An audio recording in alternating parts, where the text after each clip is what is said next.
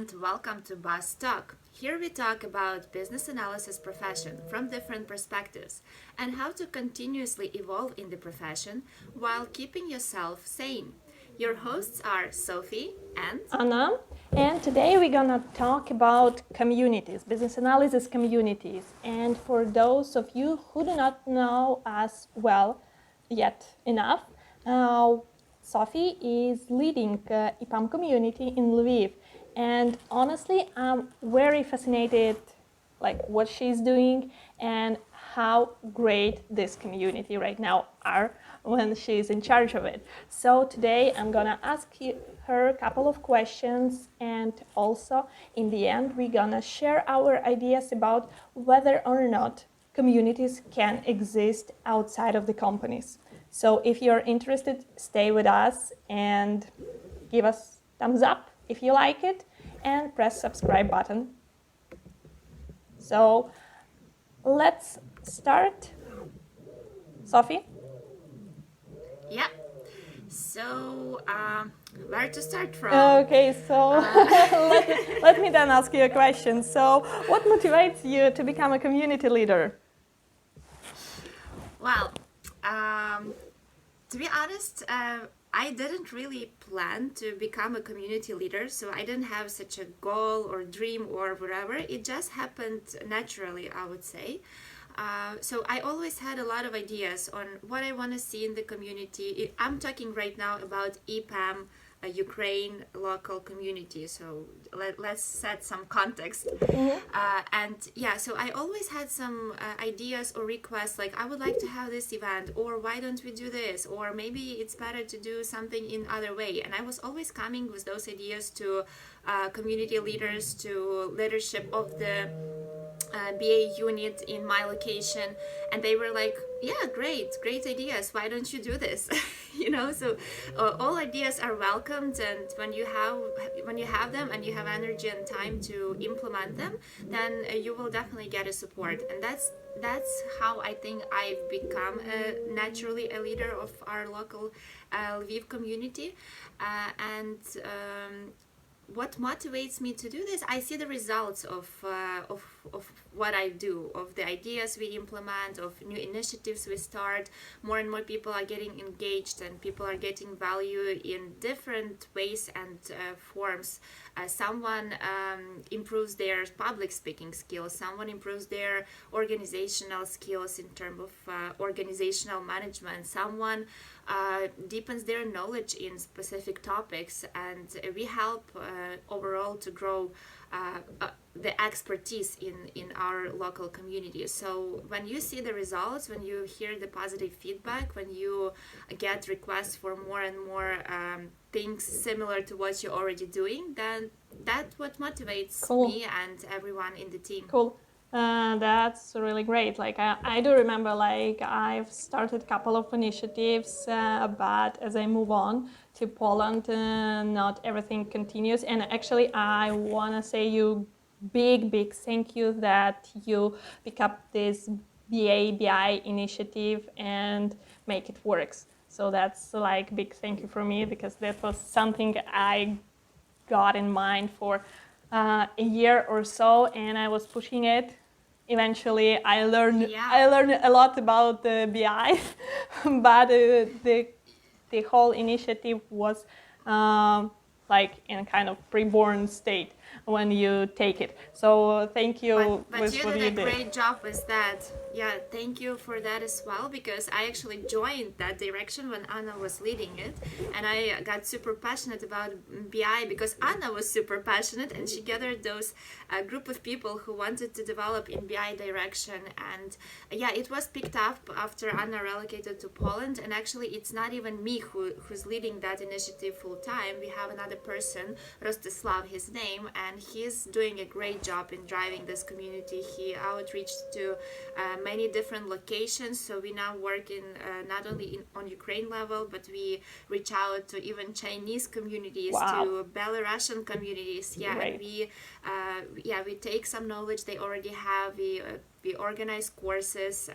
It's great. It's awesome. What you started, because we didn't have like BI direction at all before you started that, and this seed you planted, it really gives great results. And I think you also your soul feels Happy. I'm when really you see happy. that evolving. Yeah. I'm really happy. Okay, so super happy about that. But let's move on. Like, taking into consideration what you just said and your overall experience, so you're leading community already over, like, correct me if I'm wrong, more than half a year or I about a think, year. yeah, close to a year Okay, now. almost a year now. So, what was the biggest challenge you experienced so far, or like, yeah, what's the biggest challenge? Oh well, I think the biggest challenge was in the beginning for me. So when I took over the community leadership, I actually didn't know what to do with it because I didn't have a clear, vision, or like I had some ideas, but I didn't know how to make it come together and how to make it work. Because having an idea is great, but you need to make it work. So that was the first challenge. But probably it's a challenge that anyone who picks up something totally new for them experiences. You need to figure it out. You need to learn your ways. And that was the first challenge. So first couple of months was pretty stressful because I didn't have like plan of like year-long plan, with all planned events and initiatives and everything that will be happening. And everyone was asking me, oh, so what's going on, what, like, and that was a stress. But right now, almost a year later, I have a roadmap for more than a year and a half ahead, and I don't even know where to find time to do all of that. So that challenge was overcome, thanks to great people in our community, to the contributors who are so proactively contributing and coming to me with the ideas and requesting new things. So yeah, the roadmap is not a challenge anymore, but the challenge now is time. Cool. Because I think it's also common, I will not tell you something new, but finding time to implement all those great ideas and implement them on a quality level you want, it's really, it demands a lot of effort and dedication. And community management is not a full-time job in our company, at least. So we don't have a person whose full-time job is to manage community. Everyone, who's contributing to the community, they're full-time BAs on a full-time projects that, as you know, in our reality is lots of time, more than 8 hours a day. Yes. So finding time to manage all of that, organize on a very good quality level, as I like to see it, it is a challenge. But of course, there is ways to overcome this challenge. Then it's also pretty standard. You need to grow your team. You need to engage more people. You need to delegate. So that's what we're doing. That's what we're learning to do. Cool. And actually, I had this all time, but I lost it. But okay, let's move on. Sorry. Yeah. I got it. So actually, you said that all of you are working on the projects full time, and you have your full time assignment. And actually, I think that it's great because you cannot lead events, in my mind, if you're not working as a business analyst like currently, because if you're always fully dedicated as leading community, it's great, you're a great manager, you're a great leader maybe, however, over the years some of your experience may get out of date, and practical experience, because you're still gaining theoretical experience while you're learning a lot, but practical thing is really good. So yeah, that's my take on that. I agree. Yeah. I agree. So the last one here, like in this main section question, do you have any secrets how to start the community in the company if the company does not have the community right now, or how to make the community works as you did? So what is the secret to all the success of community you're having right now? Oh, secret sauce. Yes. The most interesting part. Well, I don't think that there is a formula for every organization, but a community, in my opinion, is it should be natural and organic. And what it means that you should identify that there is a interest in from people, coming from people in your organization that are connected by same skill, let's say business analysis, that they want to connect, that they want to grow. And then you need to find the way or channels to collect that feedback and understand what are the best ways for this particular group of people to connect, to learn, and to achieve the goals they have.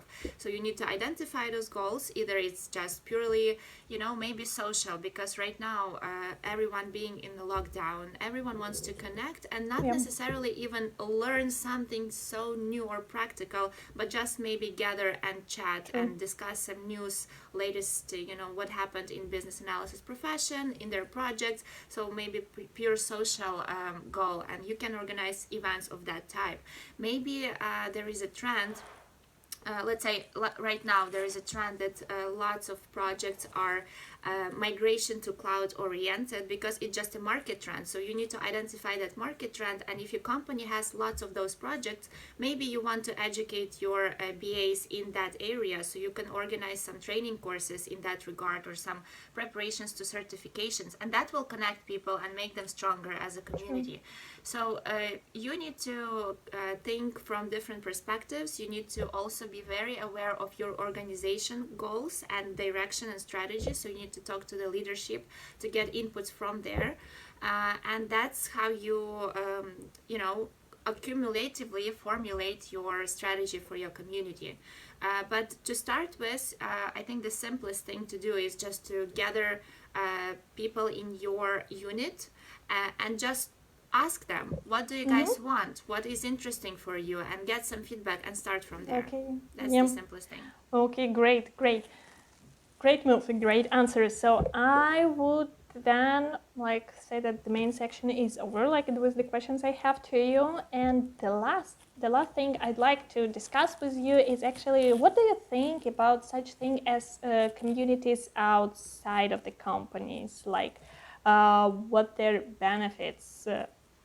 What do you see, and what type of those external communities do you follow or you participate in, if you do? But could you share your opinion?